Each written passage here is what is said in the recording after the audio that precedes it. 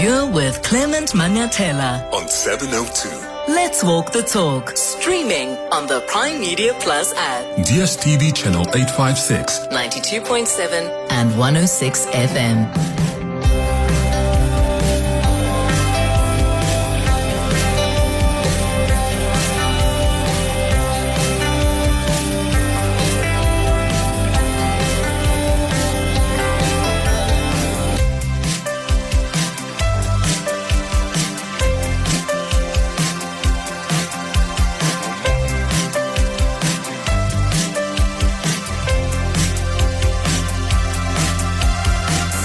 9 minutes after 9 o'clock. Dumelang, hola, hola, bonjour. Welcome to the Clement Manyathela Show. Happy Friday.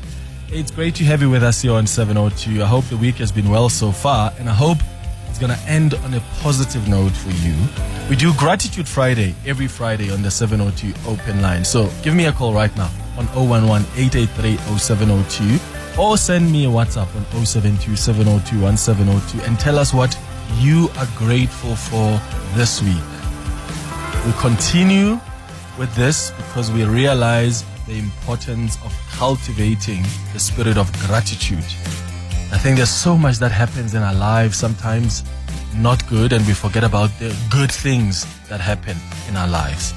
So let's recognize even the smallest of things and realize that actually we're grateful. We're grateful to be able to wake up this morning. We're grateful to have a good family, to have a caring husband, to have a wonderful wife, to have wonderful kids, to have a job, to pass that exam. Whatever it is that you are grateful for this week, give us a call or send a WhatsApp voice note. Julius Malema is back in court in East London for sentencing proceedings after being found guilty of unlawful possession of a firearm, ammunition, producing and firing a gun in public, and other related charges. I'm looking at this on the screens now. Hundreds and hundreds of EFF supporters are now outside court. They traveled to East London from different parts of the country to support their CIC. So we're going to hear today the state and the defense presenting aggravating and mitigating circumstances. And you can share your thoughts on this development. I mean, as I said to Bongani earlier, some papers think that this is Malema's darkest hour. I think that's how the Mail and Guardian headline is taking it. The Citizen newspaper says is it the end of the road for Juju? I don't really know about that. I do think that it's a bit exaggerated, at least for now, because we're not even there yet. But hey, who knows? You can share your thoughts with us on that. And then there's been a debate this week about the access to the COVID SRD grant by foreign nationals. And I would like to hear what your thoughts are on it. Remember, government introduced the Social Relief of Distress grant as a way of mitigating the effects of the coronavirus, which resulted, of course, in widespread job losses. So if you were between the ages of 18 and 60 and you were not contributing to UIF and didn't have any financial support, you qualified for this grant. So someone claimed on social media that SASSA quietly amended the COVID-19 SRD grant policy to allow foreign nationals, especially asylum seekers and permit holders, to access the 350 or is it 370 grant now? Is it 3? Yeah. So it's 370 now. So SASSA has since released a statement, right? Clarifying that they didn't amend the policy. But in their statement, they confirmed that the current policy does allow foreign nationals to have access to the SRD grant. Now, here's the concern from some people. There are some South Africans who often see their SRD applications declined, even though they qualify. And yet, asylum seekers and permit holders are still given access to this fund. So, I want to know from you if you think this is unfair on South African taxpayers, or if you think this is unfair on South African citizens who qualify for the SRD grant but have not been able to get access to it.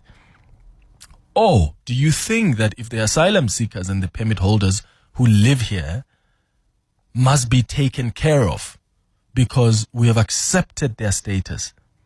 We've accepted them, understanding their desperate situation, and therefore, if they can access such social, relief funds, then who knows what they could end up resorting to stay afloat in this country. So then maybe your argument is that this intervention from our government is necessary. Here's a challenge for me. The reality, guys, is because of our porous borders, there are foreigners who have taken advantage of that and have falsely used the asylum status or refugee status to come to South Africa. That is not all of them, but some of them have taken advantage of our porous. Clement Manyathela, streaming on the Prime Media Plus app. DSTV channel 856 92.7 and 106 FM. Good morning, Clement.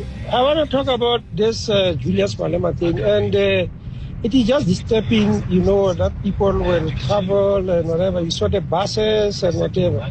We respect our leaders, yes, but when are these people working? When are they working? What about their families and whatever? And as much as we support these people, our leaders, when do we work for our families? And do we wait for a promise for something?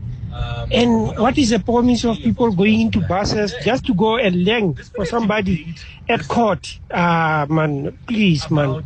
We need to wake up. We need to wake up, Clement. Thank you. That's exactly what I was thinking about last night. Because I was seeing on television some members of the EFF being interviewed, and some of them, were saying, we're here. They're coming all the way from, I think some were coming from Limpopo. I could be wrong if I'm not mistaken. So, but this is not just about the EFF. It happens with the ANC. It happens with the MK. It happens with many other parties. It happens with the Democratic Alliance. Huh? So, fine. You could argue that some of these people have taken leave from work to go and support Julius, or to go and march with the DA, to go and march with the ANC or the MK, whatever party. But some people, in fact, most of them, are likely to be unemployed. And that's just the sad reality of the situation in this country. Most of them are unemployed. And that is why they can have so much time to go and be on the streets the whole day. Sometimes if it's a court for 3 days, they are there every single day for about 3 days to ensure that they're supporting their leader.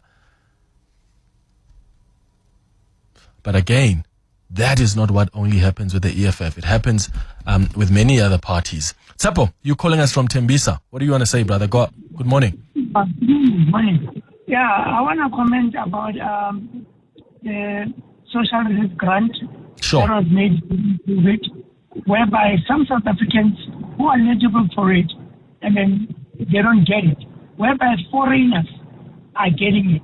It is not for South Africans. So clearly, it tells me that this government is for foreigners, not for South Africans. Look at the schools. Look at other things. I think it's high time as people will wake up and we vote the party that's going to put its citizens first. Than the party is going to bet on foreigners about everything. Because foreigners, they don't have any right to receive any grants. Well, they do, according to our constitution, Seppo. The same way that they do even qualify to be accepted in school, whether they've got the documents or not. They have a right to education. That's our constitution. If you don't like it, get another party that can maybe change our constitution. You have to change the party to change the constitution. Because this constitution is putting most of the South Africans under pressure and without schools and other things. Okay, Tsapo in Tembisa, thank you for your thoughts. Rakwena, you're in Pretoria North. What do you think? Yes, Clement, I'm just worried that it looks like our government is dead alive, For instance, we have got so many parties in parliament, almost 18 of them or so. This problem of illegal migrants or foreigners and so on does not need one to be intelligent to know that South Africa, does not have a good policy to deal with this situation. It's a crisis situation now. As you can see, we don't even have a refugee camp.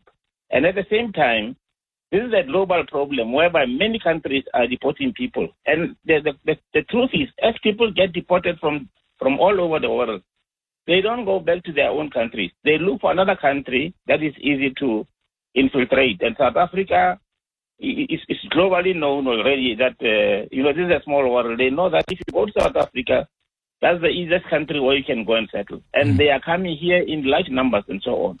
And like you just said now that these are the people who, during the holidays, they go home and they come back and so on.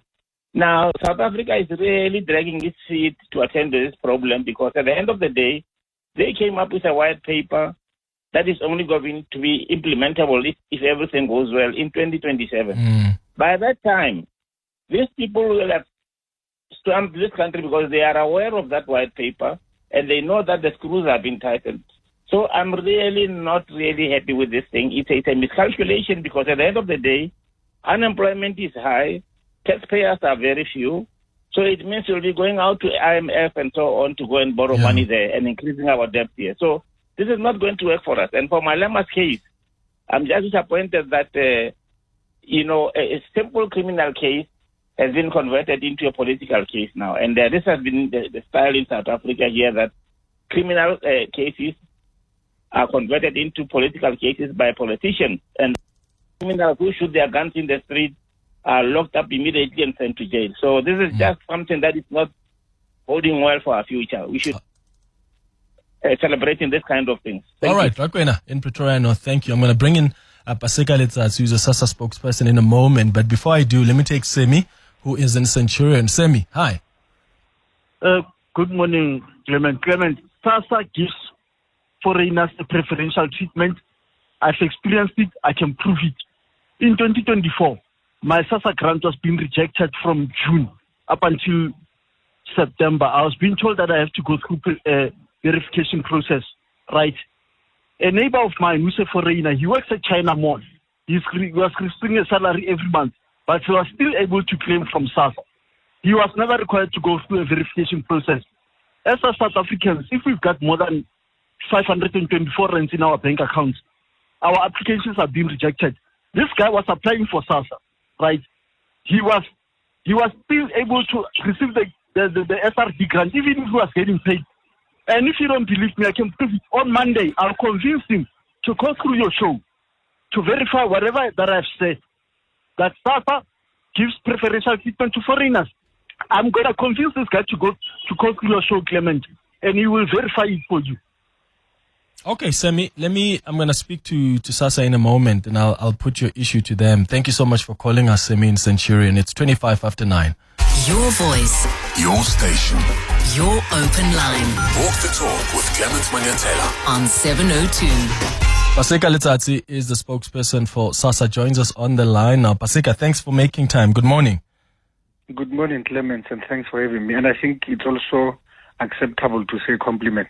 Sure, for now. And after this week, we're done with compliments of the new year.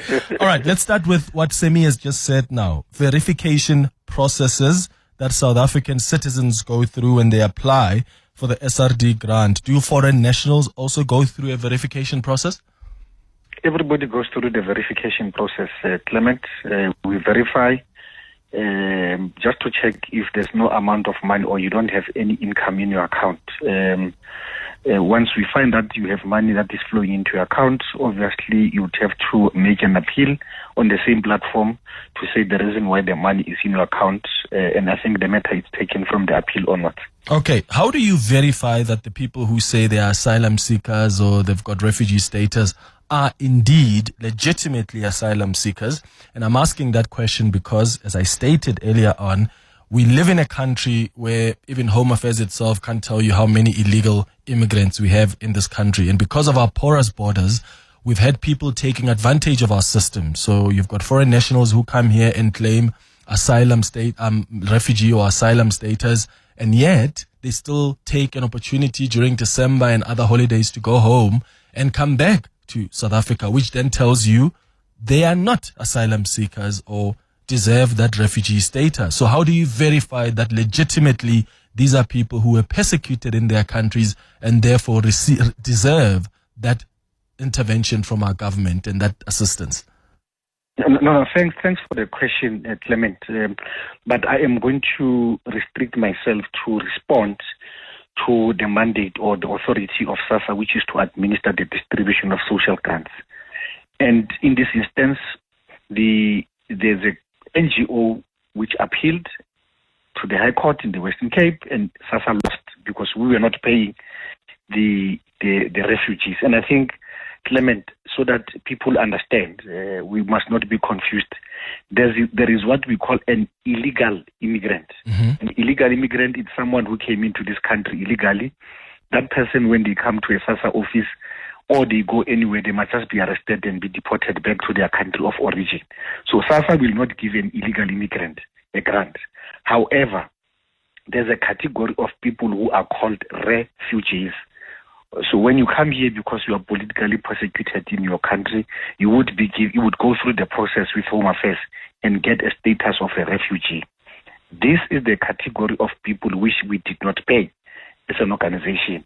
What was the reason for that initially? Why were you not paying?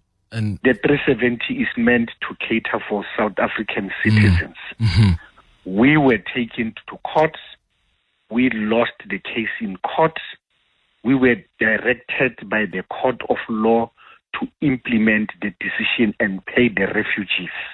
In this instance, Clement, a refugee qualifies for all the rights like me and you, except one. That right which the refugee does not qualify to have is the right to vote. However, they qualify. It's an international phenomenon. Mm-hmm.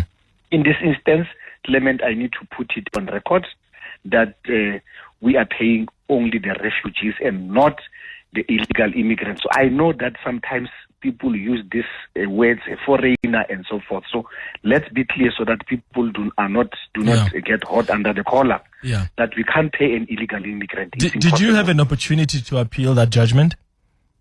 Yes, we did. We appealed the judgment. And the process as we speak now, Clement, I know that the department, remember, SASSA's role is to administer the distribution of social grants. The policy directive lies within the department.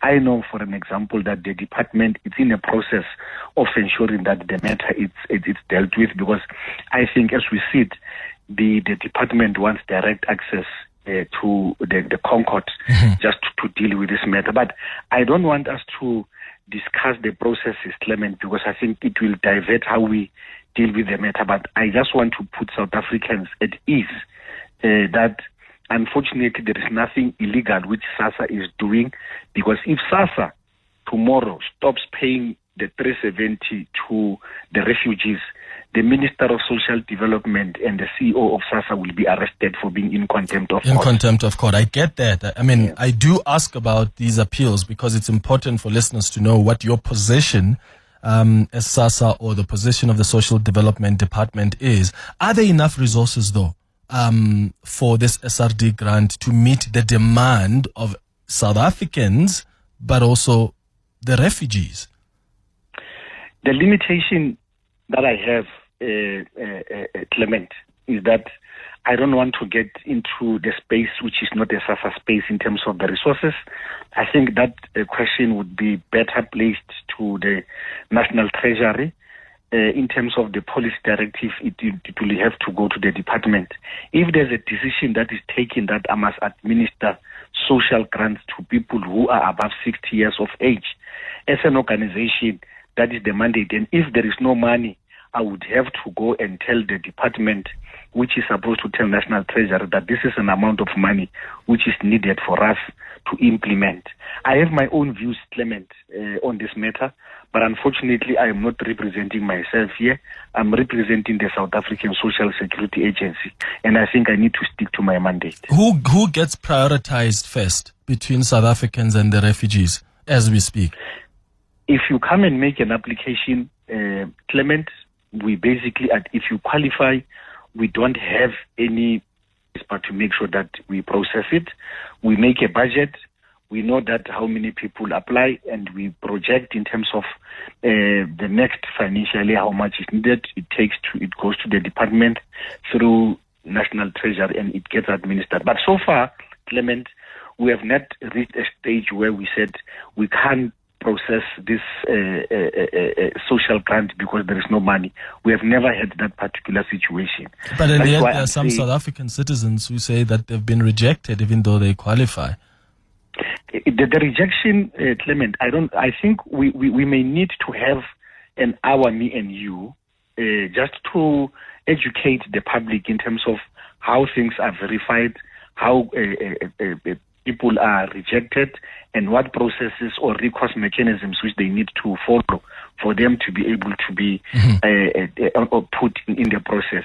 But I think now I wanted to clarify so that people understand, because I've seen the WhatsApp circulating, and I want to put it on record that there's never been any policy shift from the part of the Department of SASSA. This is what we are doing. We are implementing a court directive. All right. Paseka Letsatsi, thanks for coming through. SASSA spokesperson. Your voice. Your station. Your open line. Walk the talk with Clement Manyathela on 702. 20 minutes before 10 o'clock, it's the 702 open line. You've heard what the SASSA spokesperson, Paseka Letsatsi, had to say regarding SASSA, making the SRD grant available and accessible to foreign nationals who are refugees or who are asylum seekers. So what's important, I think, to note there is that SASSA initially was not even paying the SRD grants to the refugees, to these asylum seekers, but there's an NGO that took the department to court, and the department lost. And he says that the department is trying to appeal that judgment, but in the meantime, this is exactly what they're doing. They're making these funds available. When I asked about if the resources are enough for everybody, he says that is a question that Treasury would have to respond to. And of course, we know that given how, you could argue, broke our government is, you can't argue that there's unlimited resources even with the SRD grant. You can't argue that at all. I suppose my issue is, it's all good and well to say, let's consider other people that are here because they are persecuted by their own countries. I do think our state has a responsibility the minute we say to someone, we accept that you have run away from your country because you're being persecuted. We have a responsibility of some sort to ensure their well-being in whatever way we can, right? You don't have to break your arm for it, but if you've got ways you can do that, that's a responsibility you take as government the minute you approve someone as a refugee. But I think our government also has a responsibility to ensure that that is not at the detriment or at the cost of the local citizens. So you can't have locals calling in on our shows and crying out and saying, I've been applying, I don't have money in my account, and yet I'm not accepted. And for some reason, the other people who've got refugee status are easily being accepted. The other element I think we need to pay special attention to is that there are people who are asylum seekers or who have refugee status who are not really refugees, who go home. They were home in December. They're back now. How are you a refugee when you can go visit your family, submit yourself to a government, a state that persecuted you? Let's go to your WhatsApps on 072-702-1702. Morning, Clement. I hope you are well. I don't think it's manipulation of systems or anything like that. There's a lot of things, you know how they would say, Mwana misbehavior. We always need to check the background. So it's one of those things whereby leadership, the problem is leadership. They are allowing it. Even the systems the way they are, my opinion and my view is that they are meant to not see us as South Africa's progress. Nor is our government willing or wanting to do anything about it, because they don't hold themselves accountable. They don't show up for their own household the way they should. and they wonder why crime rate is the way it is. They wonder why ngwana samamili. They wonder why ngwana atsubadi drugs. They wonder why our systems don't cater for South Africans. They are not meant for South Africans. Clement, I think this is absolutely ridiculous when it comes to giving foreigners social grants. I think in fact it promotes foreigners to flock into our country. Kancane, they making their way to South Africa, and I think they're becoming more comfortable, honestly, because they know that they can find refuge in our country. But our resources are honestly limited for the people who are currently here, for South African citizens. And my brother he's 18, but he's still in grade 12, and his grant has been cancelled. It's things like that I think they need to be amended. Yeah, if you are 18 and you're done with school, it's fine. You don't need that social grant. But if you're still in school, why can't you still get his grant? So our resources are limited for the people who are here. So why are we accommodating foreigners? No, it's absolutely ridiculous. This is Noctula in Randburg. Hi, morning, Clement. It's such a pity that while we are in desperate need of grade R teachers and a new space for those new learners, grade R learners, and infrastructure generally for education, we busy loading the social grant system with more and more people, including outsiders, some of whom really should not even be here to start with because they came in through illegal means, but they get too deep into the resources of the state. It's just such a terrible situation to live under, truth be told. Thanks, Clement. Tabo, Mitrand. Yeah, let me remind you of remember this Home Affairs. They did say they'll proceed with their draft revised white paper on citizenship, immigration, and refugee protection. Do you remember that? That includes the strict implementation of that first safe country principle. And that policy is aimed at overhauling the migration system. I think it was released for public comment. The deadline, I'll check, but the deadline, I think it's somewhere in February. And maybe, you can go and put your comments on that. But that's an important legislation. That's an important law, because what that draft actually does is to stop this shopping for asylum, where you've got asylum applicants picking and choosing South Africa as a preferred destination while passing through other safe countries. So someone is an asylum seeker, but they've gone through 3 countries that are safe where they could have received refugee status, and they just came through to South Africa. Like, anybody who is running from their country doesn't have the luxury to choose, let me think, is it going to be Zim or SA or Nigeria? Oh, I'll go with South Africa. When you are being persecuted, you have to think about which country is safe for you. Hence this first safe country principle. And what we have had over the years is people have abused our systems to come to South Africa because they want to be here, even though there are other countries that neighbor their own countries they are running away from. So if you guys have an opportunity, please go and comment on this draft revised white paper on citizenship, immigration, and refugee protection. The deadline is coming up sometime in February. Your voice. Your station. Your open line. Walk the talk with Clement Manyathela on 702. 9 minutes before 10 o'clock. Morning, Clement. Happy Friday, my brother. Clement, I think as a country, we've got a problem of the constitution. The constitution of South Africa is not the best in the world, so they say. It's not. Every time, it's not, Clement. It's not the best constitution in the world. No, we can't have a constitution that puts foreign people before South Africans. No, it's not right. It's wrong.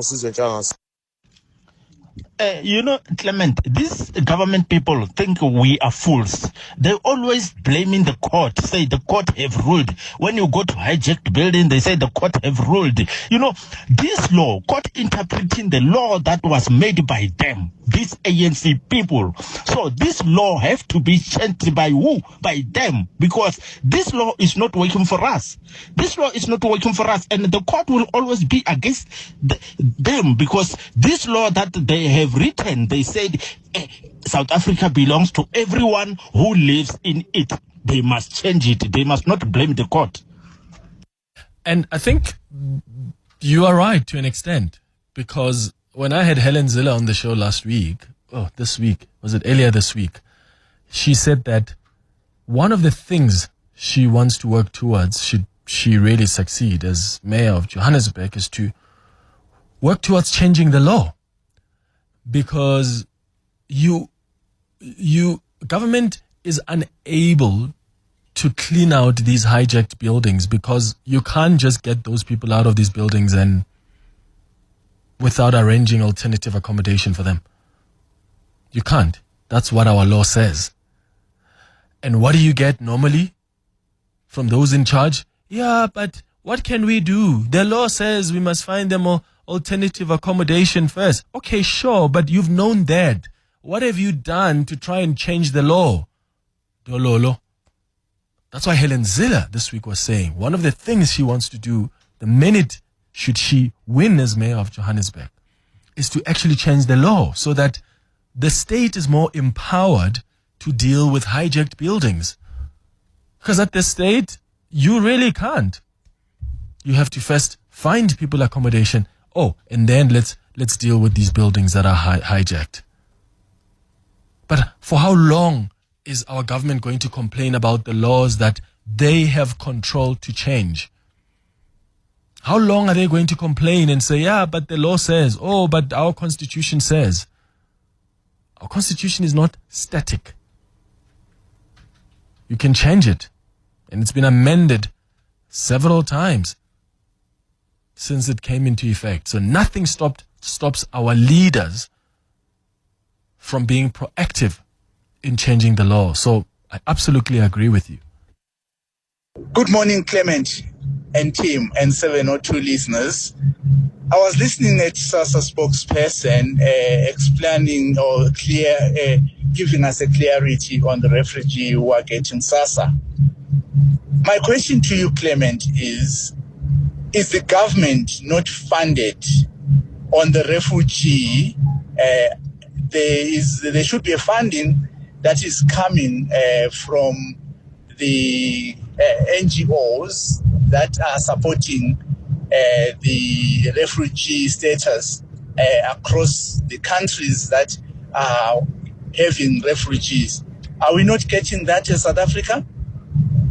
It's Max here, Clement, from Honeydew.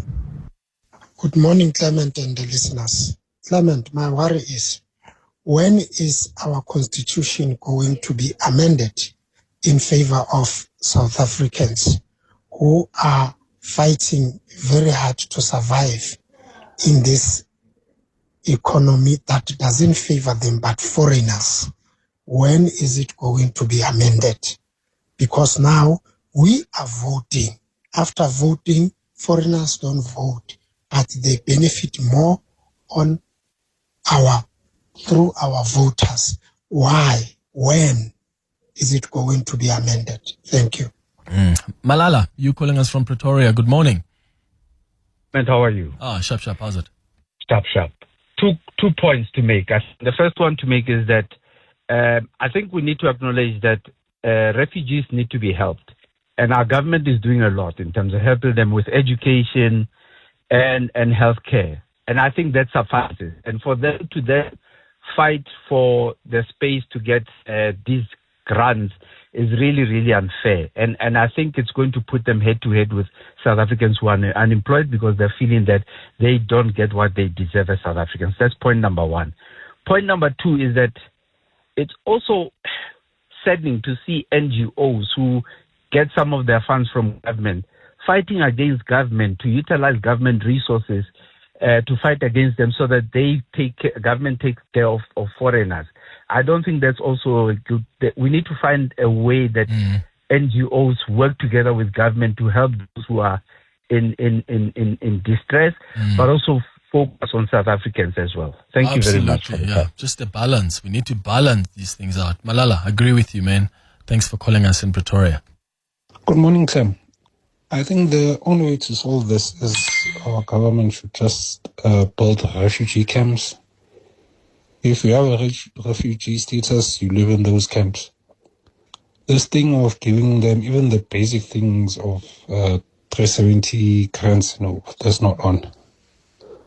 This has to stop. Good morning, Clement. Why does a big issue like this that concerns the whole South Africa and the decision is taken by one judge, why is it not taken to Parliament for vote? People vote on it. Why does one judge have to decide, the fate of South Africa? This is how we're going. And from the previous years, we've seen all these judges. They are sometimes corrupt, etc. And they can be wrong sometimes.